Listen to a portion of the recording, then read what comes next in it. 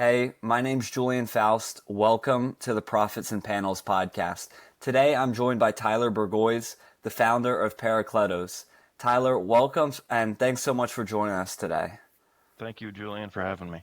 Of course, yeah, and I just love to start by seeing how you started your business and what inspired you to do that today. Sure.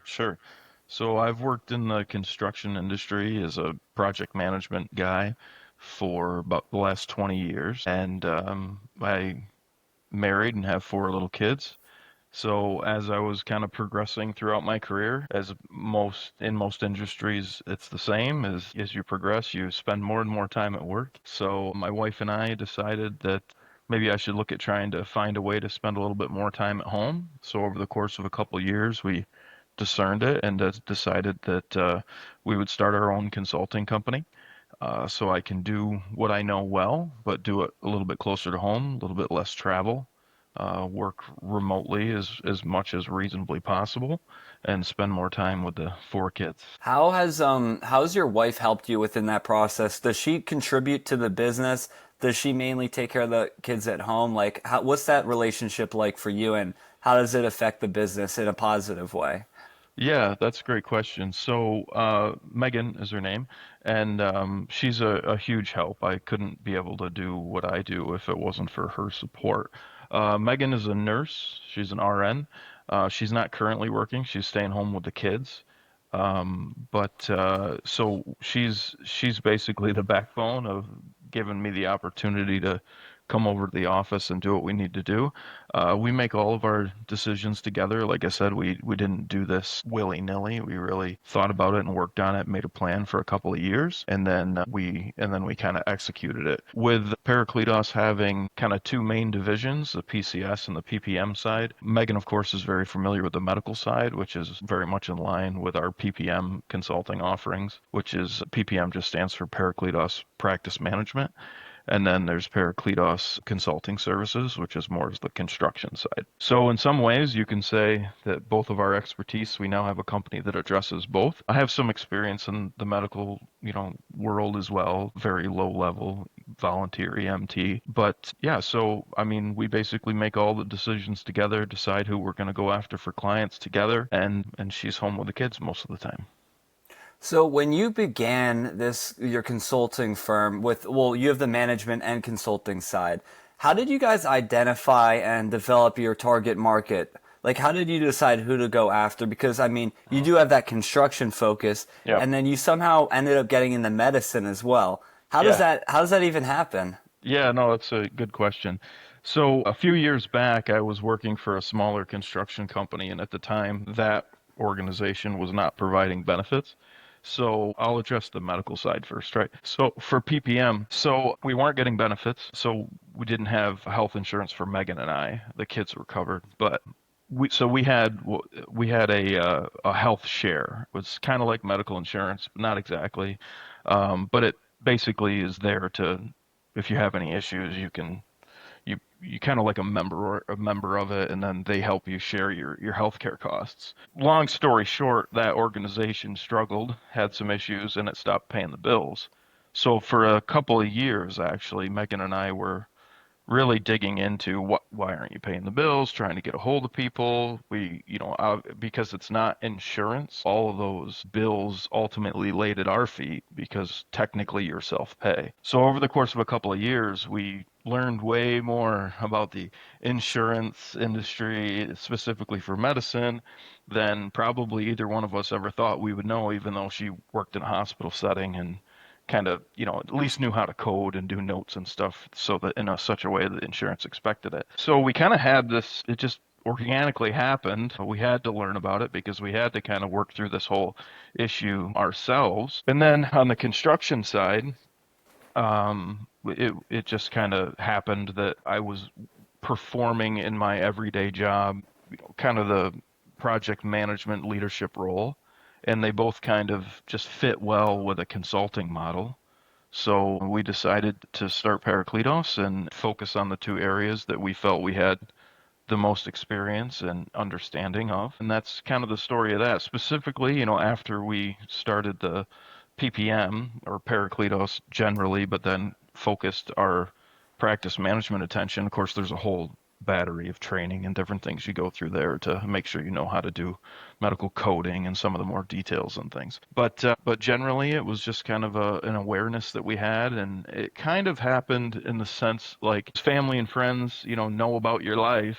They would come to us and ask like, "Hey, didn't you guys go through this?" And next thing you know, we're sitting down with them and kind of helping them and telling them about what we went through and how we handled it, and gave kind of unofficial suggestions for them to try things. And I think one day or 1 week or 1 month at one point, we just kind of said like, aren't we kind of consulting with people in our lives? Like, why don't we do the formalized training, make sure that what our experience is accurate for the greater industry, which is more of a thing on the PPM side. The construction was pretty obvious, and then go out on our own, see if we can get a little bit better work-life balance and make it work. So that's what we've been doing since last year. And last time we spoke, you said on the PPM side, you do work, maybe it's not the PPM side, but you do work with doctors specifically. But then also, it sounds like you're working with just your average person who's looking to deal with insurance. Can you talk a little bit about the two different sides there? Yeah, there's actually not two different sides. Sorry, I probably wasn't clear when I was giving you the background. We don't do anything with just regular people, family and friends with respect to the PPM Uh-huh. side. It's we're a practice management company, so we offer a number of different services that a doctor's office, primarily a small to mid-sized doctor's office that is so it's hard to be a doctor today, right? It's especially hard to have your own practice. So we offer a number of different services from physician credentialing. We can handle that for them. We can do billing, which is kind of the biggest one. We can offer them remote administrative support and different things like that. So on the PPM side, we work specifically with doctors who our kind of niche perfect doctor is a Catholic or Christian, pro-life, pro-family doctor who practices that way, and we want to support them so they can stay in private practice and not feel pressured to go work for a big medical system or a big hospital system. So, yeah, I hope that answers your question.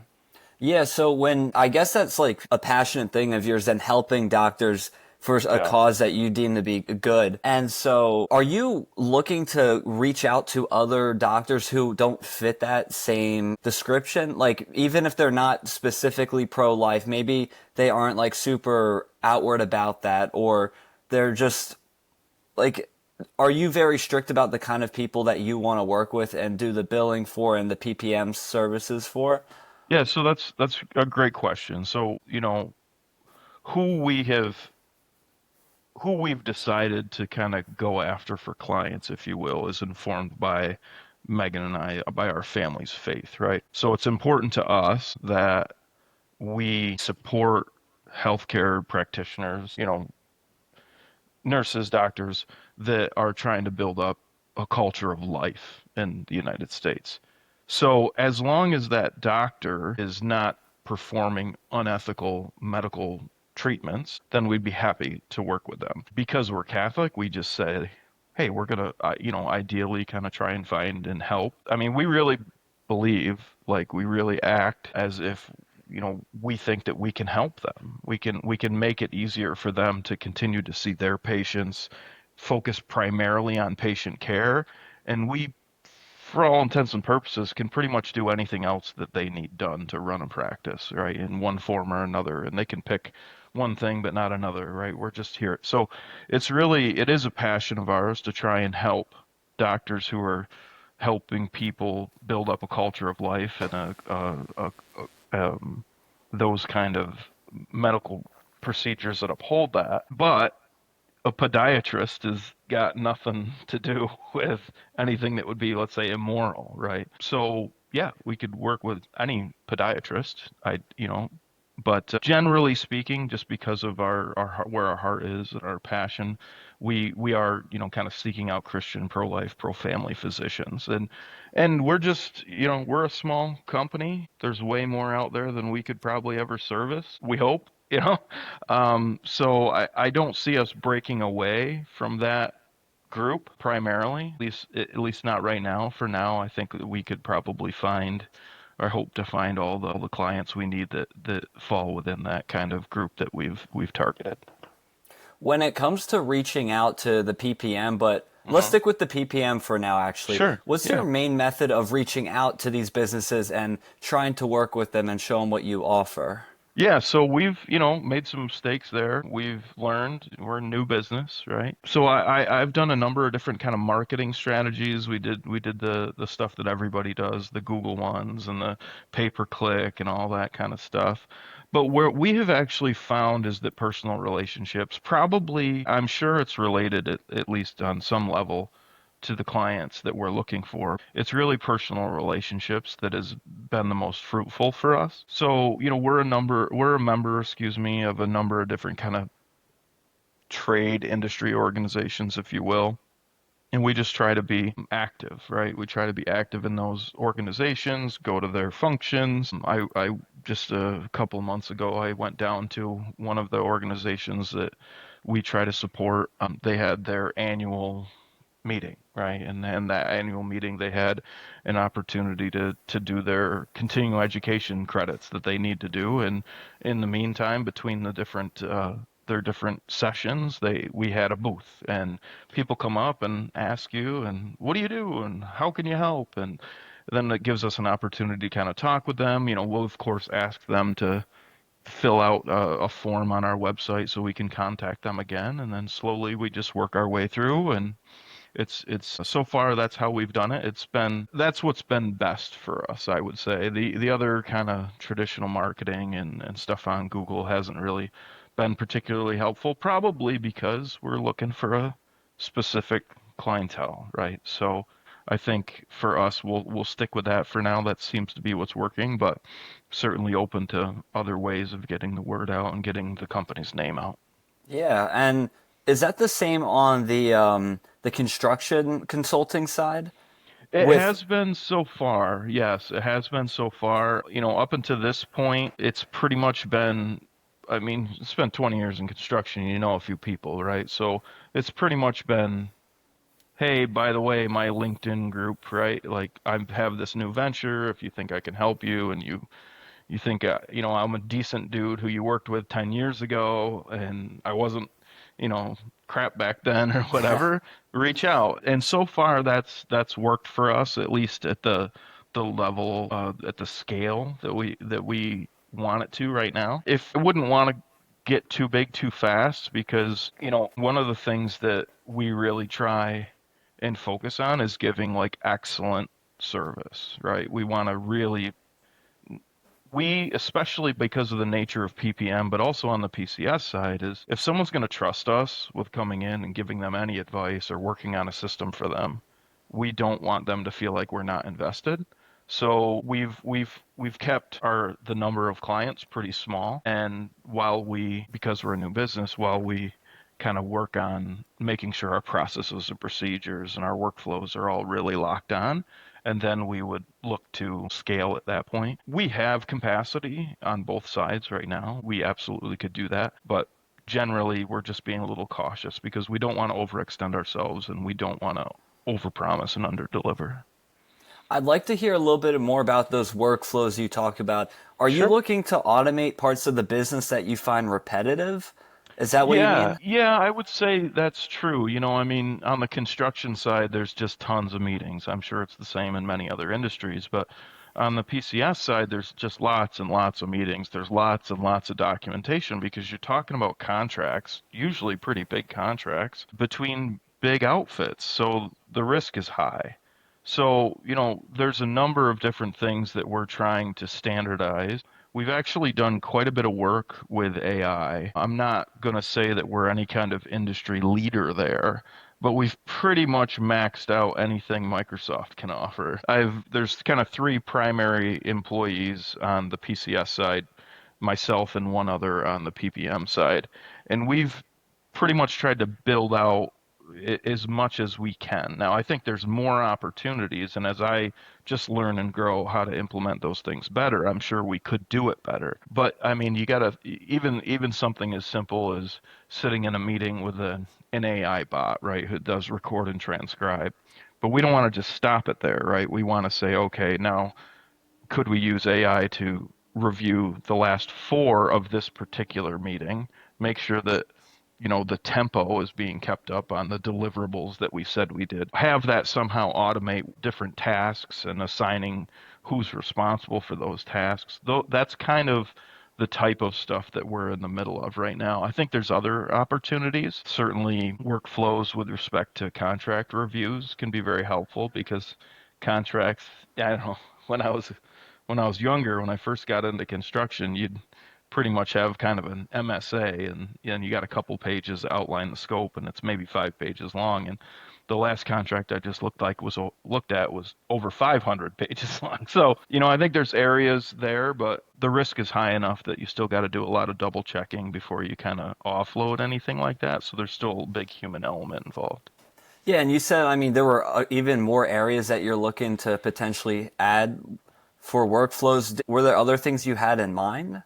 I know you talked a little bit about it, but it seemed like there was even more. Yeah, there's more, especially on the PPM side, right? So let's just say, for example, if we're working with a doctor's office, might have a few providers or 10 or something like that. Depending on, and of course there's the added complication of being HIPAA compliant on the Yeah, PPM side, definitely. right? So you have to be a little careful. What we try to do is keep as many things as possible within one HIPAA compliant environment. One of the challenges with AI that we've seen right now is you can add on 15 different things. You can get this thing for your meeting, and you can do this for your transcription, and you can do that. But the more you complicate that, the more spaces you have for risk. And we try to minimize that. So I think specifically on the PPM side, there's a number of different workflows that we could standardize or turn over to AI.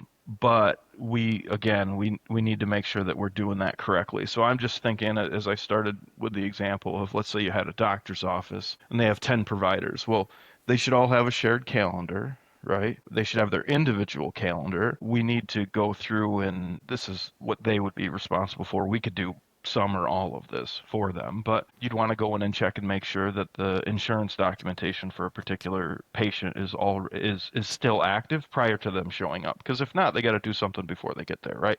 So we could theoretically automate that process. It doesn't have to be a phone call, but right now it's a phone call. I mean, we have some web-based stuff that we can do checks on as well, but it'd be cool if it was just totally automated.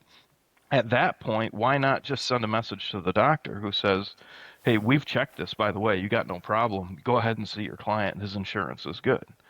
After you see that, depending on the specialty for a doctor, there's a number of different ways you can code, and they're all legitimate, right? So, for anesthesia, for example, like if you do a procedure and it's a non-complex anesthesia thing, it's one code. But if X, Y, and Z happens and it's not the simple one anymore and it is more complex, well, the reimbursable can go up dramatically. So what we want to do is kind of become experts in those things for our clients, focus on their specialties or subspecialties, and say, hey, make sure that take the burden for them to have to go and learn all of that really detailed stuff off of them and just say, hey, here's a guideline, right? As you provide these services to your patients, keep these things in mind so that we can maximize their return for the services that they're legitimately providing. So there's a lot there that we could do. And then even after the fact, let's say we're just going to talk about the revenue cycle management stuff. After they're seen, you have to code it appropriately. You submit it in a certain form. You send it out there. If the insurance has any issues, you deal with that, right? You come hopefully there's no issues. They just agree to pay per their contract with the doctor, right? But if not, there becomes a whole thing. Well, now I have to prepare a justification for why I submitted it this way. And there's a big opportunity for AI to get in the middle of that and just say, as long as you have these keywords when they do their notes, it's going to code it this way. It's going to prepare it for submission. Probably always going to have a person submit it into, let's say, the clearinghouses and the insurance companies. But if they come back and they don't agree with their original submission, well, I don't mean AI could very easily make a case if it had all the information for why we're correct, and insurance should stop whining, right? But I haven't seen that it's there yet. But that's something that we're, keeping in mind as we try to learn ourselves. Do you mean like the back and forth, like having an AI, let's say an agent, like handle that sort of thing? You don't think it's there yet? Like you don't know of No, tools that can do that sort of thing? I don't think it's there yet. And taking, let's say, the notes from a doctor's visit, let's say, whatever, they just saw Joe Schmo for a standard regular old visit, right? In a perfect world, you'd enter in, the doctor would sit down and enter in his notes and say, I talked to Joe Schmo about this for this long, and here's this, here's my recommendations, blah blah blah. And if AI is really going to be used to the greatest extent possible, and it can live within a HIPAA compliant environment, it should be able to review all of those things and give code suggestions. Those code suggestions could, let's say, be approved by a real person who's been through the training and make sure it's correct, because we got to check that stuff, right? Of course, yeah. But then you just hit send and it should go. And now, whatever the insurance does, however they want to review it, I know they are trying to review more and more things using some of this technology. So if it doesn't pass certain gates, it would automatically get kicked back, right? So it's kind of this game, however long ago it was just always people on the phone talking back and forth to come to an agreement. I think what's ultimately going to happen is it's going to be computers kicking stuff back and forth because it's Yeah. going to be looking for keywords. Now, again, does that sound like the most fun thing in the world? No, but that's the industry that we're in, right? So we're imagine that being the case. Let's say 10 years from now. Imagine that's pretty much the case. A doctor puts in notes and it just gets kicked back and forth and whatever. Imagine adding that on top of everything else of running a practice to a doctor's plate. Now he's got to do that. That's insanity, right? So what we're trying to do is fill that space, say, listen, focus on your patients, focus on the people that need you, and we'll do as much of the rest of it as possible. With all of these workflows and ideas you have in mind, from what you've saved in time so far and what you think you could save in the future, how many hours a week do you think you might be getting back and can be putting to use elsewhere? But I would say on the PCS side, I'm just thinking of the three employees that we have on PCS as compared to, say, 10 years ago in the construction industry. I think we save easily 20 hours a week for one person in particular, probably 10 more for another. So, I mean, it's very rapidly approaching, the a savings in time that is similar to that of another employee, at least on our small scale. On the PPM side, it's less developed. It's riskier in a different way, specifically around like the patient confidentiality and things. So we're doing less of that at this time. I think some of those tools need to grow before we see a great deal of savings. I will say that, just based on the computer systems that we currently have on the PPM side, those systems themselves save a great deal of work by virtue of some of the electronic connections and sending things back and forth. So, I think if I didn't have that set up, I'd need five more people right now. So that's already going well, right? But there's definitely room for improvement on the PPM side and the medical industry in general. And what are the systems that you do have in place? Are they certain softwares that help you save Mhm. time, just keep everything organized? What does that look like? Yeah, so for PCS, we pretty much keep everything within the Microsoft ecosystem. We do that for a number of different reasons, but as you sign up, let's say you're a business and you sign up and you have a Microsoft account and you have a number of different licensing things that you need from Microsoft. Microsoft offers a BAA as part of their services. So as long as we're keeping things in the Microsoft ecosystem, right, we're pretty much HIPAA compliant. There's some technicalities there, but we're pretty much HIPAA compliant. So I started saying that on PCS. So we take our clients, confidentiality very seriously on the construction side because of the high volume of dollars and the size of contracts. So that's kind of the perfect ecosystem for them, right? It's really kind of more than they even need, and we do that on purpose. On the PPM side, you need some kind of specialized software, and that specialized software can be run a couple of different ways. But the way that we've chosen to do it by virtue of having a primarily remote workforce is we use HIPAA compliant clouds using HIPAA compliant software, and we try to leave all of that entirely separate from the other side of the business, right? So we do everything we can for PPM in one space, and it does not ever intermix with the other space. Both spaces are secure, both spaces are technically HIPAA compliant, but we take that kind of stuff pretty seriously, and we just we say, listen, we're not going to intermix anything. Yeah, that's definitely a smart thing to do. You don't want to mess around with the HIPAA, No, no, no. any of that. Yeah.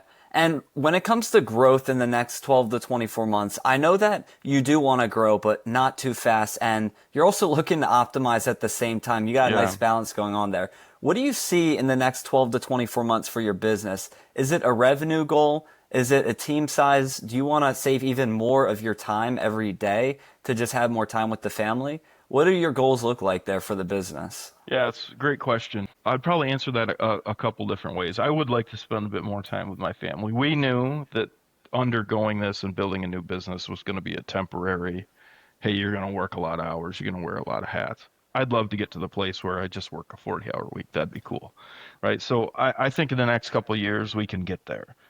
From the business goal perspective, I think it, right now, because we are kind of finalizing a lot of our workflows, specifically on the PPM side, I think we could probably train up, if they don't already have the experience we need, and staff, I would say 4 to 5 more people.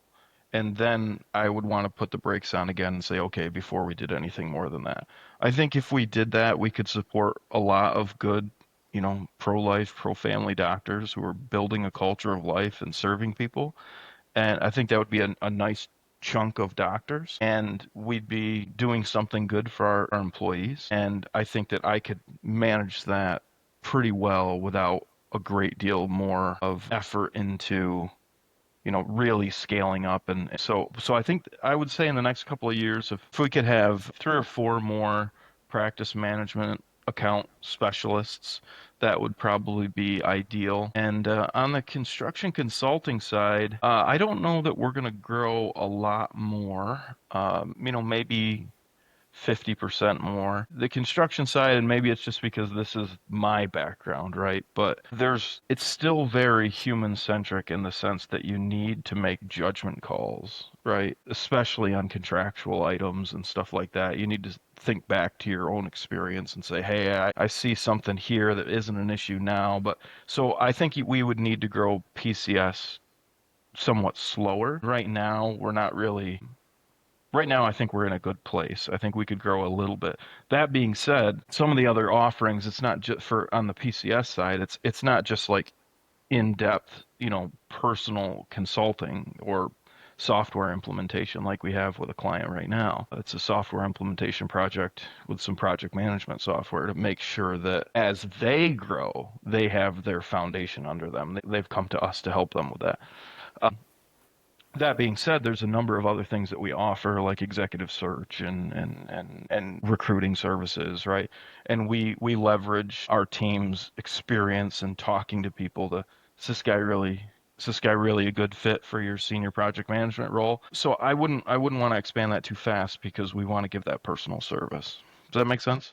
Yeah, so it seems like a lot of that's on you and your experience. You're saying it's harder to build systems on that side? I think actually the systems on the PCS side are a little bit easier. On the PPM side, going further than what we already have, I think it's going to take more time. I think, we would want to hire really excellent consultants with really good experience, specifically in the renewables industry, because that's kind of our primary clientele on the PCS side before we took on a lot more clients, right? And I think you really need to work with someone for a while to really feel confident and trust their judgment. And, on the PPM side, that's complex for different reasons. You can check the code book, you can check the this, you can, a lot of it is, it's, you need to have the background and understanding to do it, but you have a lot of resources to go back and double check things. That's not so much the case on PCS, right? So if we're doing well, as I mentioned, we have a contract now to do a project management software implementation. A lot of that is judgment calls. How do you want your workflow? Well, you better have somebody who has built several workflows before, right? Mhm. To be able to to be able to feel confident in handing off those judgment calls to somebody outside your organization. So I think for that reason, I think PCS and some of those different project management workflow things is more challenging just because it requires more experience. Yeah, I got it, Tyler. And Tyler, thanks so much for joining us today. Where can our audience find you or connect with you online? Maybe a website, LinkedIn? Sure, yeah, I'm on LinkedIn. Company's got a website with kind of both divisions under there. The website is parakletos.llc. Everyone puts in com, I know, but so it's parakletos.llc, and I'm on LinkedIn. Be happy to connect with anyone. Thank you, Tyler. Julian, thank you for your time.